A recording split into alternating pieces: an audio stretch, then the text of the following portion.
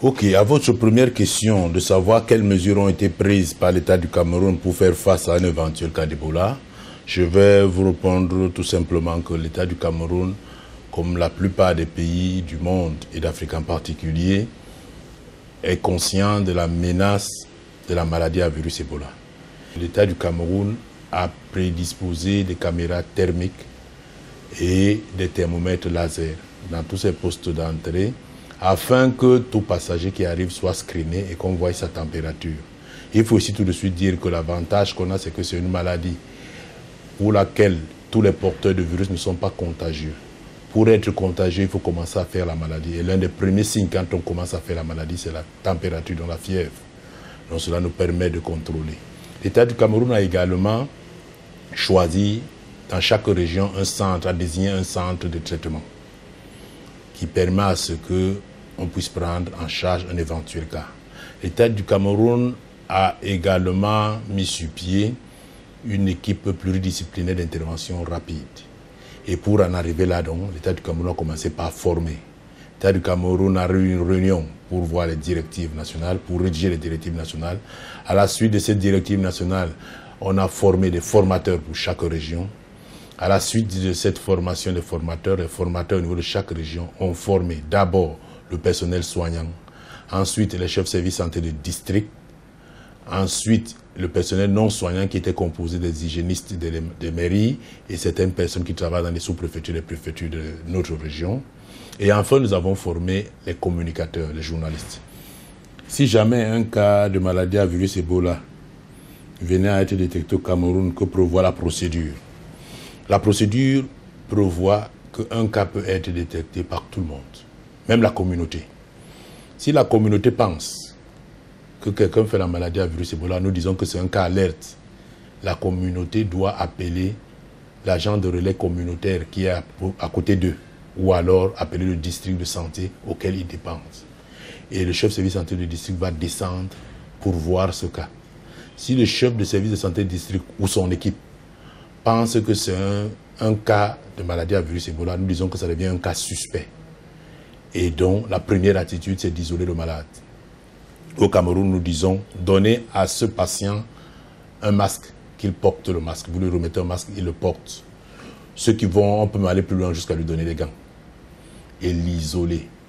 Nous avons demandé sur note du ministre que tous les centres de santé, les hôpitaux du Cameroun aient une salle d'isolement qui est différente de salle de traitement. C'est-à-dire qu'aussitôt qu'un malade, quelqu'un est soupçonné d'être malade, on doit le couper de sa famille, on doit le couper de l'ensemble des personnels soignants. Contrairement au Sénégal, le Nigeria et l'Afrique du Sud, le Cameroun ne dispose pas d'un laboratoire pour manipuler le virus. Pouvons-nous vraiment faire face à une épidémie?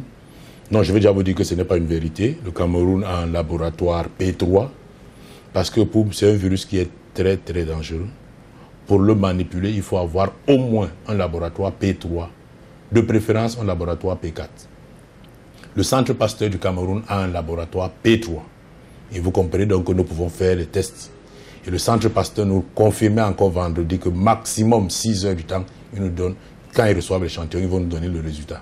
Donc, que pensez-vous de la forte médiatisation autour de ce virus? Est-ce exagéré? Y a-t-il une paranoïa créée autour de ce virus? Il faut dire que la réponse à une telle question est mitigée. Est-ce que nous communiquons assez? Je ne peux pas le dire. Je ne crois pas que nous communiquons assez. Nous communiquons, je ne pense pas que nous communiquons beaucoup. Je crois que nous n'exagérons pas jusqu'à présent. Bon, ce qui est vrai par contre, c'est que vous, les gens des médias, vous vous êtes versés tous là-dessus. C'est tout le monde qui a besoin qu'on passe une interview. Dans la même chaîne, il y en a qui veulent qu'on passe l'interview 3 fois dans la journée. C'est ça que nous, on ne veut pas. C'est ça que nous n'acceptons pas. Parce que c'est là où ça devient la paranoïa. Parce qu'il faut reconnaître quand même qu'il faut communiquer. Il faut que les populations sachent la vérité du problème. Et surtout, il faut communiquer pour essayer de lutter contre les rumeurs. Que doivent faire les populations au quotidien pour se prévenir du virus Ebola? La première chose, c'est l'hygiène. Parce qu'aujourd'hui, quand on regarde la contamination interhumaine, les gens pensent que l'air peut transporter ce virus et l'amener chez quelqu'un d'autre. Ça, ce n'est pas vrai. Vous allez me dire, mais vous avez dit que dès que quelqu'un est malade, on va lui donner un masque. Pourquoi on lui donnerait un masque? C'est parce que nous pensons que la contamination, c'est comme je vous parle là. Pendant que je parle maintenant, il y a quelques gouttes de salive qui sortent de ma bouche. Et ces gouttes de salive, s'ils entrent par exemple dans votre œil, vous pouvez être contaminé. S'ils entrent dans votre bouche, vous pouvez être contaminé. Parce que ce sont des muqueuses qui sont plus sensibles. L'un des premiers moyens de prévention contre cette maladie, c'est d'abord une bonne hygiène des mains. Il faut se laver les mains. Il faut se laver les mains chaque fois qu'on veut porter ses doigts dans n'importe quel orifice. Il n'y aura pas d'exagération à se laver les mains, même toutes les heures. Une autre façon de se prévenir, c'est d'éviter le contact avec les animaux de brousse. Parce que les gens disent que oui, moi je suis en train de manger le gibier, est-ce que je peux être contaminé? Non.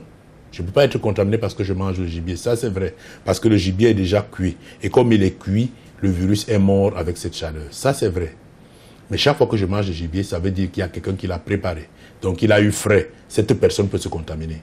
Ça veut dire qu'il y a quelqu'un qui l'a transporté de la brousse pour le village. Cette personne peut se contaminer. Ça veut dire qu'il y a probablement quelqu'un qui a chassé cet animal. Cette personne peut se contaminer. Donc, il faut vous dire que moi, en mangeant le gibier, j'expose 3 autres personnes. C'est pour cela qu'on demande aux gens d'arrêter d'abord de manger le gibier pendant cette période très critique. Le temps pour nous de sécuriser les choses, de sortir de cette alerte mondiale, de cette menace mondiale de l'épidémie de la maladie à virus Ebola.